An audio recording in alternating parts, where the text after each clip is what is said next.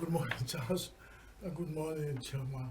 Good morning. Yes, another The beautiful CNG day. buses are back, and it looks like it's a welcome development. But then again, you would ask, isn't this putting the is it the horse now before the cat, like they say, or the cat before the horse? Which one is it? It's Or actually the vice cat versa. before, or it depends. It depends on how we're looking at it. The beautiful country we have, a lot of development where you cannot beat them, you rather join them. And where you can get so much stressed up, you laugh. No, Mhm. but is this Let me actually say, from a bad light? let's not put it as if federal No. government, it takes people who have sacrificed and have given thought to this project and they've declared that CMT buses might help transport sector. Wonderful idea. And it's on good light. NNPC even, first of all, supports the federal government with 10 CNG buses and said, we are supporting this project with 10 CNG buses. But then the question is, you don't pardon us if you always think this way. If the people, LNG, liquefied natural gas industry of Nigeria, if what happens, they deny the refineries raw materials. What if you roll out the buses and one day they say, we are not giving you supply gas. We all get rounded up. So these are what makes Nigerians, even when you come up with good projects, there's that scene, what has happened in the past has shown us that this good project, Nigeria is good at generating beautiful ideas that if we follow them strictly, we will move faster. But there should be measures to checkmate. Like what you said is a concern, and for some people it could be So an these aging concern. don't not To bring checkmate CNG buses. LNG, Yeah. not to say, okay, we're not going to give you supply you. So then to say, you don't say Yes. what until you get there, you won't know. But what has happened is giving us costs to start thinking that way. Of course, if Nigeria have LNG as one of the highest producing LNG, around this place, and we're exporting even gas. What happened at the point where they say we're not giving you, and we have to import gas that the CNG buses we use in Nigeria? So it means another way of robbing Peter to pay Paul, because we have crude oil in But that is Nigeria. already deregulated. We have crude oil in Nigeria. We're supposed to use it, refine it, use it here, give the rest or export the rest to the world. But it's not happening. And this particular industry, oil and gas, is littered with sleaze and graft. So somebody somewhere has seen it. If the people who are, why is NNPC? Why are they not rushing to give crude oil to our refineries who need it in Nigeria? And they are jumping to CNG buses, compressed natural gas, using buses. And let's develop along the side. Let's not tilt to one side, because if we put all our eggs in one basket, there's likelihood that somebody gets up Sunday and hold up to ransom. And that's the kind of thing that we will have the reason anytime we think about oil and gas in Nigeria. A former president of Nigeria, Olusegun Obasanjo, most respected, said they are even regretting that they put all our eggs in one basket thinking about oil and gas as the only bloodline for Nigeria. And then somebody will know where your air is coming, where you breathe from, and you go there and tighten it every day. International community. Yesterday we almost want to discuss and call people to talk about when they say, and we read in the headlines, that the international community, that is impeding international, all those international organizations and whatever they call themselves, are impeding Nigeria growth of oil and gas sector. And you think when you start with CND buses, they will not still do something to crumble it? That's why let's get to the drawing board and tighten all these loose ends, so that when we come out with, because they are not people who are selling all these Tokumbo things to us. All used vehicles in the world find themselves here. No matter the brand, no matter the make, come to Nigeria, you find them. Some of them, after using them, the first that you cannot even find spare parts for them again. But they're just moved in there. You think they will sit down and see you not patronizing them again when you're starting to use CNG buses, and even locally generated, even the assembled local assembly bus vehicle assembly plants are trying to configure CNG buses, and they see you as a country with 200 million Nigerians, even if you're doing it for only your population, that you go far. So they won't sit down and fold their hands. There's a capitalist economy is a breakneck competition level atmosphere. But again, you wouldn't blame these people. I keep saying No, that. we are not. I'm not blaming them. I'm saying, do we realize that we don't have anybody to blame? That's all. If we realize that we have to fight and fulfill our destiny, that we as a country need to understand that nobody loves us more than we love ourselves, then we begin to strengthen this, because we know they will come. Nobody expects there to be a tea party. If in my country, if I'm not from Nigeria, for instance, and I find that when you develop this, it's going to affect all the industries in my place. But the fact is that you still wonder whether after 64 years, our leaders are thinking like I'm talking now. It might be easy for me to say, I've not been at that high level where the view is clear, I see everything from there. But we at the lower cadre of the society are saying, hey, when did they consider us for once? What these opinions tried? It's painful, really. I mean, even Dangote is still crying. Even after he cried the first time, the president have said, go ahead and supply him with crude in Naira, and still, there's still an issue. Yeah. And there's another department that is still saying, that they have issues with supply to him. He's claiming that the ministry is saying that the federal government would have asked NNPC, say, please, hold on these 10 buses you are donating. We're experimenting with 30. Go and fulfill the order I gave you. Supply crude to Nigeria. He's the Minister for Petroleum. I'm talking about, he sits down there and takes, he's overseeing the whole line of activities in the industry, upstream, downstream, middle stream, or even streams that do not exist. He sees all. So we are not going to go sit down and start pitying him. Oh, sorry, you are seeing too much. Start doing certain things we can see. Then try it. In the industry, we operate media. If you have an idea, I'm the director, for instance, you have an idea, and I try mine, he says, it's not working. I say, okay, can you try mine? If I try as it works, say, kudos, Charles, we are moving together, we're a team. See, beyond, as in, like you said something about the fact that the president sees from up above, so he sees everything. Isn't it about time that would bring out measures beyond, where even if you are the one as a president who is faulty, you bring yourself to book, and every other person becomes accountable?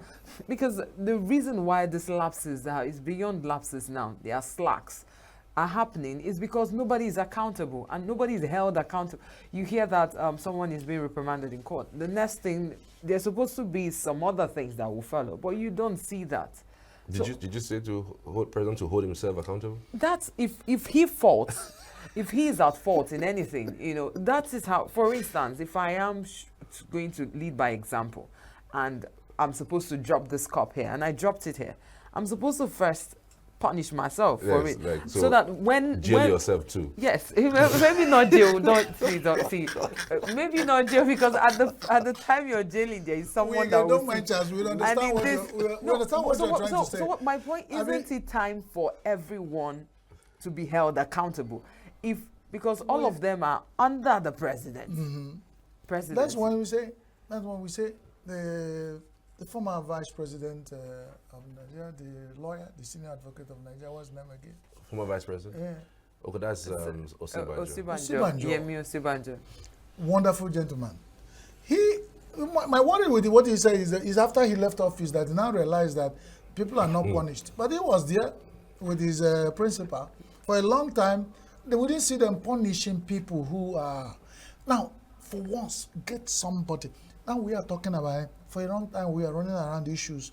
Dangote will go to the press, NNPC will go to the press, and somebody has a minister, if he's in other countries, will say, it's like it's not working out, he'll resign. Mr. Maduka, he will resign. You know, you wait for somebody to say, because if you're waiting for somebody to say, I sack you, it's not telling good, but in more decent society, they say, if my idea is not working, I have to pull out. And with honor, you pull out and somebody else comes to try. Why is it when they are not on seat? You said about the former president of Nigeria, Olusegun Obasanjo, saying regretting why they put all their eggs in one basket. I remember a long time ago, whilst we were still kids, maybe not that much of a kid, but he was still, he was the president. And Nigeria's oil, everything about Nigeria was just about oil. And people kept saying, even I remember one of our teachers said, Nigeria needs to go into agriculture. We have other things. And we're focused on... his word against us, because Obasanjo doing his own time, I have Operation Feed the Nation, OFN. He even had his own farm, Ota, in Ota, which bears the same Obasanjo farms, which is somebody said is Operation Feed the Nation, and it was Obasanjo farms, and he had very mighty chain of farm that brings out a lot of things. But one tree cannot make a forest, they say. Obasanjo tried to lead by example when he was there. But what we are saying is,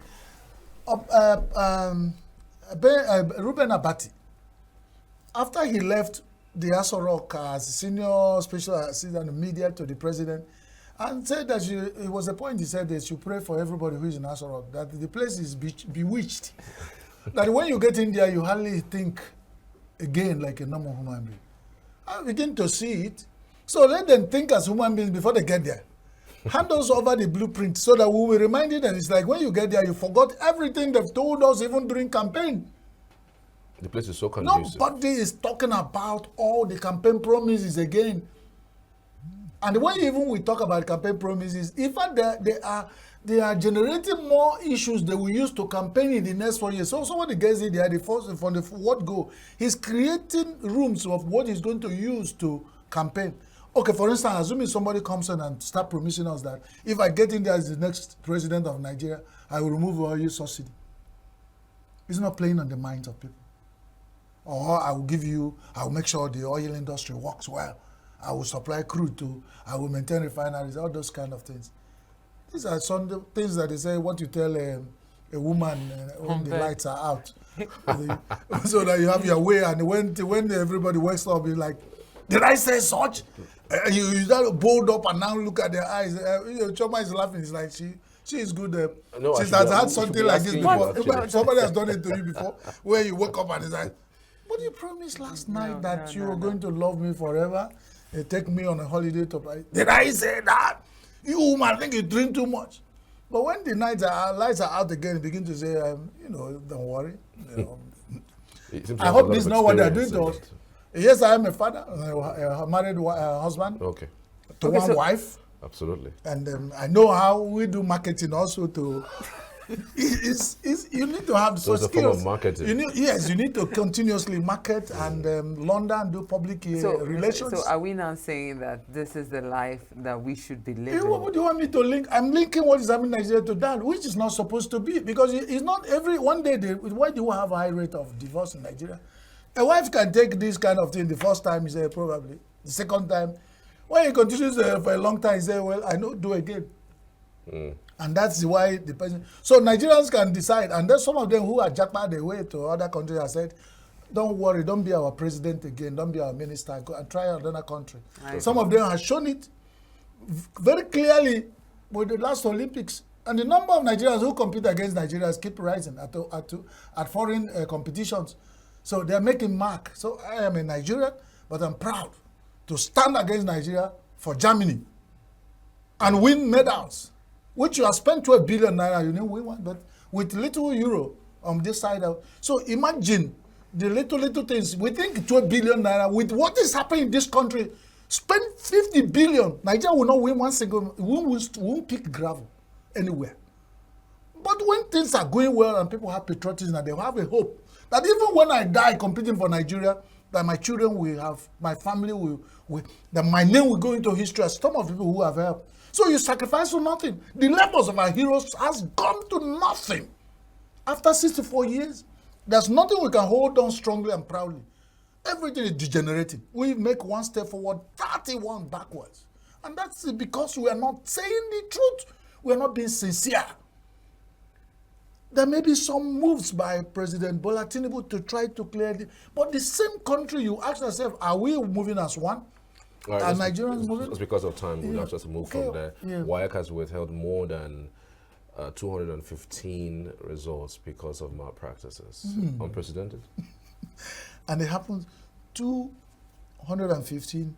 Is it that number 215? Is it 215,000? 267 results for alleged malpractice. I'm surprised anyway because of the newspaper that published it, they're trying to play safe. The WAEC, what did the WAEC say? They alleged. They would have proven, because they have both the knife and the yam to prove who. The same WAEC, and we have found in Nigeria that we're doing exams, people go on the net and search questions. Same question. Who is leaking it? Right. And they will come back, young innocent Nigerians who are below the age of 12 and 13, all those coming out to see for WAEC, you are teaching that Nigeria is happening on them. And they say West Africa, but they have their headquarters in Nigeria. So Nigeria happened to WAEC, WAEC will happen to young Nigerians, and it will be a circle of doom. Imagine a young growing Nigerian who has scored the very result. If it's not their fault, let them go and sort them out. Why are they having it on children? The children who is it them that generated their alleged malpractice? Who aided them?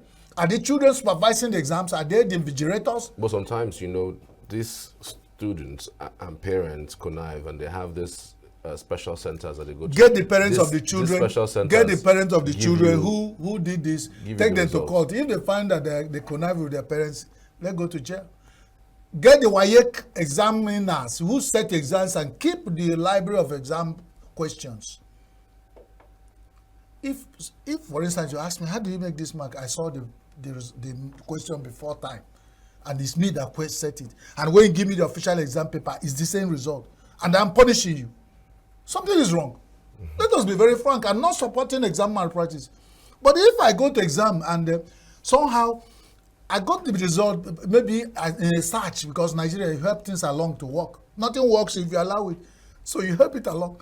So as the exam is coming, I'm doing research to pass my exams, and I stumble on a question, and I study it, and the later I come out and find out they are real.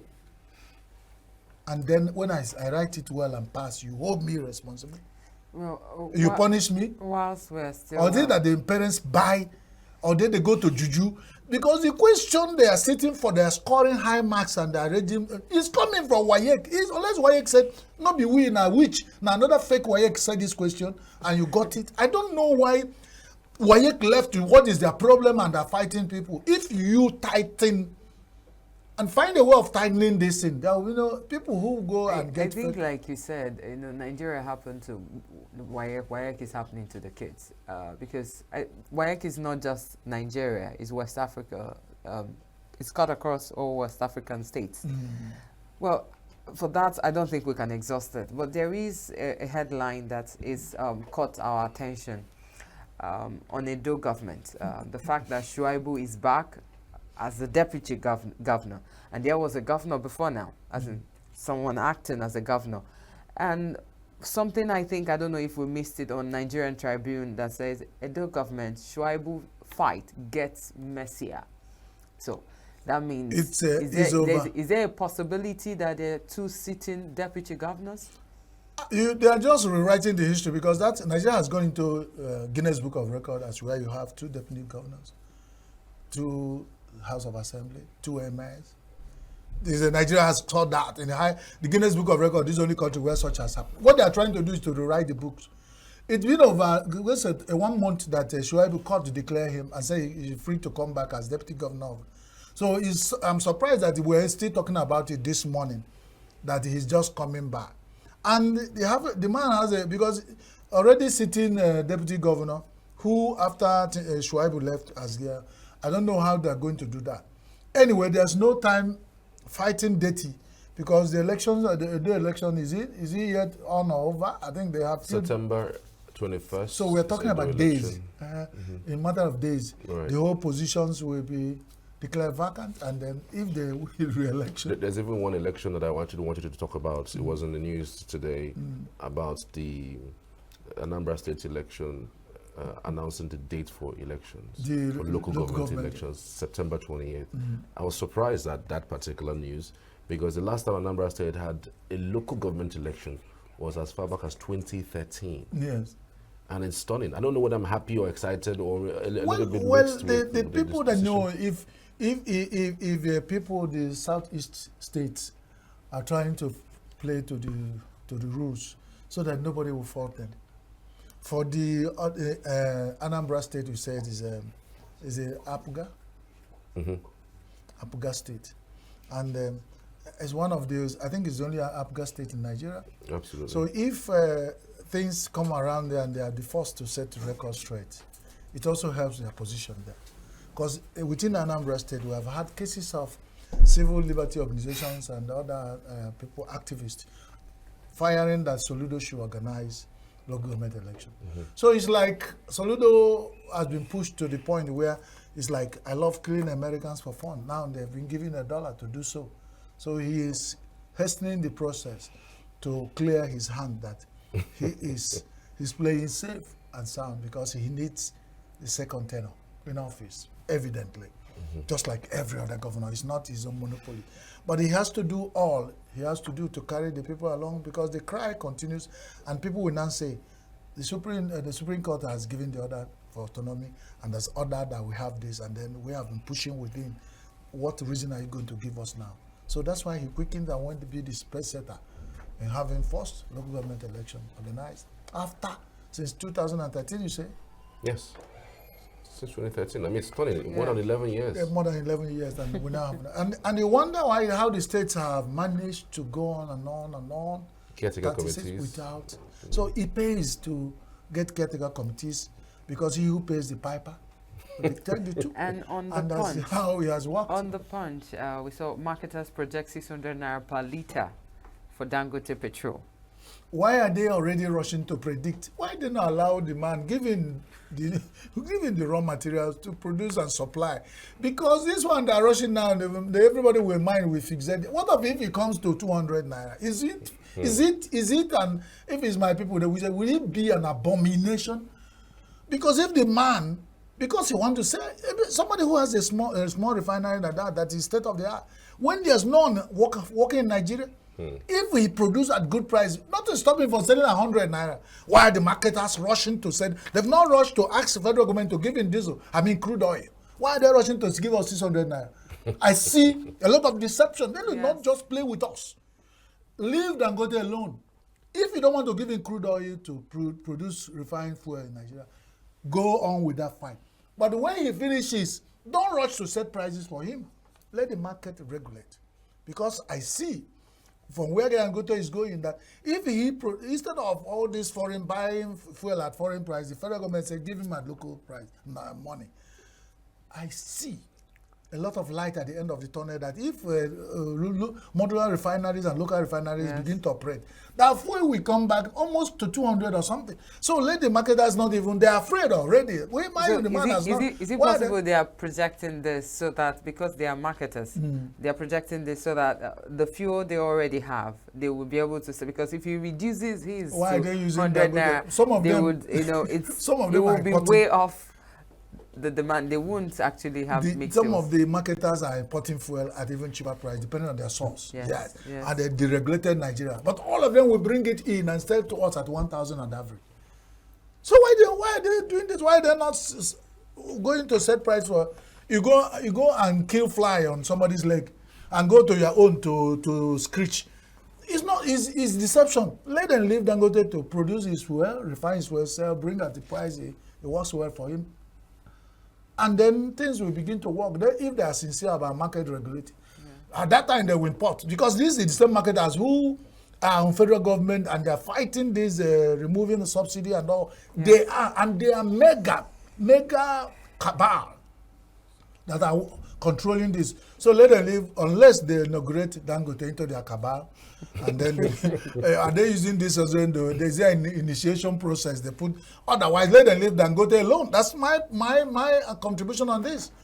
Let them not quickly rush to set price.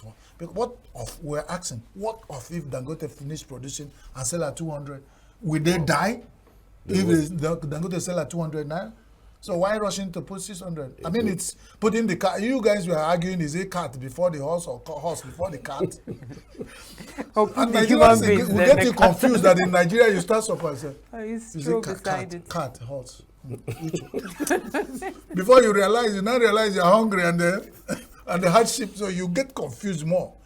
So let us just think that Nigerians, let them not take us for granted. Marketers, leave Dangote alone. Ask the government to give him crude oil.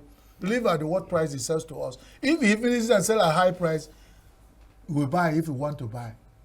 And most people now trick. So if you can't put fuel in your car, you trick. But the problem is now links to one fact that even if you get too hard, the hunger is too much and hardship is too much. You say, I don't want to be a Nigerian, you take a passport. You go to jail. You for go it. to jail. But that man who did that, showing it to the whole world, it's totally wrong. His own picture. If I don't want to be a Nigerian again, it's a choice with me and my bedroom. I tear the things and tweet in my toilet, and then japa. I'll find a way of japa. But Unless then they say, again, I think we should actually cut the person some slack. Yes, it's very unpatriotic no, it's to have quite unpatriotic. patriotic You to have don't done take that. Nigeria But to you such don't know the measure of how he's been dealt with. Well, A lot of people don't have the mind or if you the lose your head while courage. if you lose your head while others are losing, they don't have any excuse. No, there's the circumstances around the story, no? Yes. Because it was at the airport it happened. A wife and a husband was coming back from Europe. They had 3 kids. Right at the airport, she told the man, she collected the man's husband's passport and tore it. And so later on, she was now answering questions on why she tore the passport. And, you know, she was just saying that she has gone through a lot. She didn't say specifically what the problem is, but she said she's gone through a lot, that people should go to her Facebook page to see what the things that she has gone through, that somebody wants to remove her from her marriage, the things that she has suffered with this husband, somebody wants to come and take it all over, you know, and that people should go to her Facebook and see the things. Does she have her own passport? Which of the passport does returned? That is She was bought her husband's passport. Why tearing? Because she doesn't want her husband to go back to Europe. And you've inferred that once you tear the passport and tear it in the public, husband and wife quarrel in their bedroom. You should have taken and managed, if you had managed to follow the man back to Nigeria, you managed to follow the man back to the village and to the bedroom, and you now decide there. Because now you have put yourself in trouble. And then somebody, like, they want to roast you. They want to set fire on you. You use kerosene. Because everybody there is looking for something to project the image of Nigeria. But then anything that will take it even further to the gutters they will defend it. People who are paid to do that will defend it. If you want to tear your passport, go to your bedroom, do it. Don't come to the airport, Nigerian airport, to do it. What mark? Because a lot of international people will see it, and it's like it's gotten to this level. We want you to use you as an example of people who have gotten so detested that they even go to their international airports to tear their passport. A lot of people in Europe and other countries don't like their country.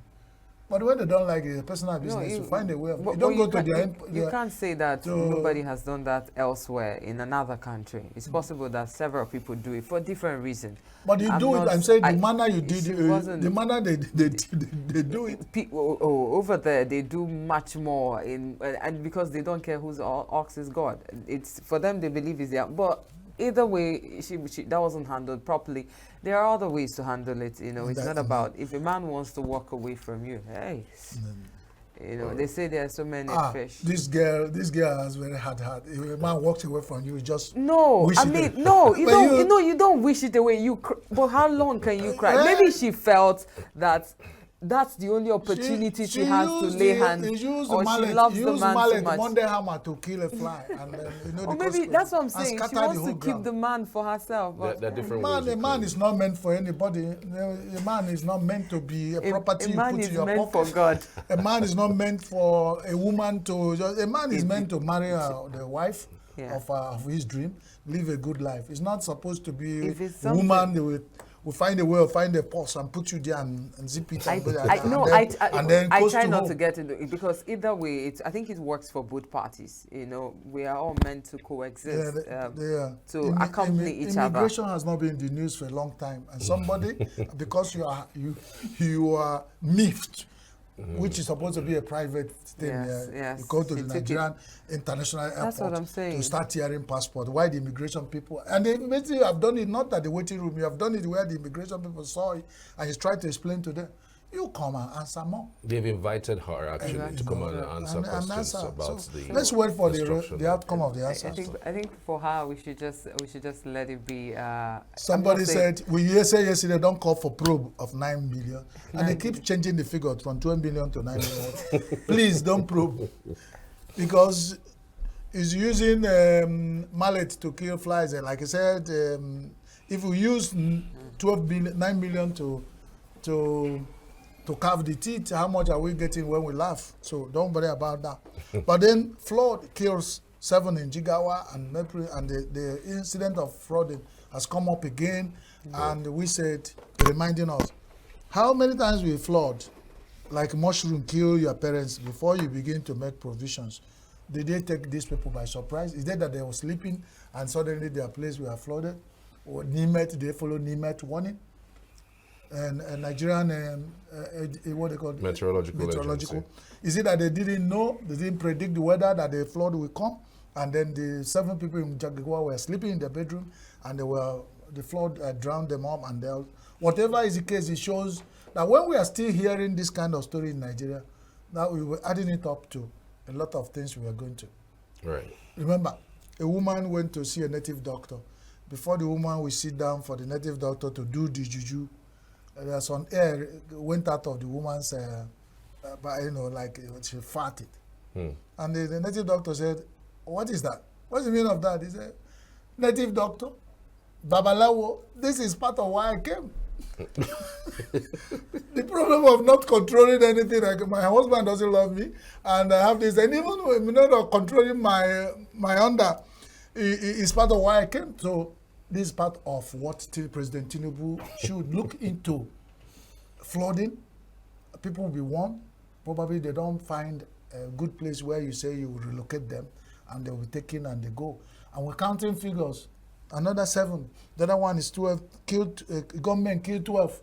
These are the figures. Every day we count the figures. It looks like we're counting figures of ants and cockroaches. Doesn't make sense again that there are Nigerians that are dying this way. If we read that, it said relief as federal government pays 45 months minimum wage arrears to NIMET staff. It didn't say how many, if anybody. No, she's talking about another one. The flooding. The NIMET people are doing their job. They won. They always come out with one. But then the idea is 45 months.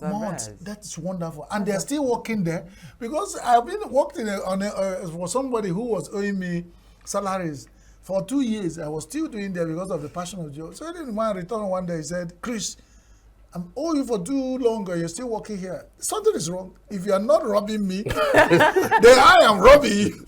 So for people in NIMET to work for 45 months with salary arrears, and they are still there predicting flood and natural emergencies for Nigeria, something is wrong. Something is wrong. For them now, which one is government work? Maybe they weren't really even working. You mean? No, but we have been hearing about their predictions, meaning they are working. How many persons predicts the weather? NIMET, what does it cost? It costs somebody to operate the machine that gives you a lot of things to happen. Somebody has to be there working 24 hours, and they work on shift. And they transfer themselves to NIMET offices, wherever they are, and across the states in Nigeria. And you owe them 45 months. And we are proud to put it in the news, and you expect, of course, they'll be happy. But if I were somebody there, I get this money, I better resign. Right. With that, it's enough for us to go. Somebody that held it for too long for you in savings, you can better use it to start running a local babalawo, where you predict weather. Chris, we have to leave it there. We have to leave it here because of time. Thank you. All right, Charles. Thank you. We're back shortly after this short break for our first discourse of the morning. To stay with us, this is Signature Morning.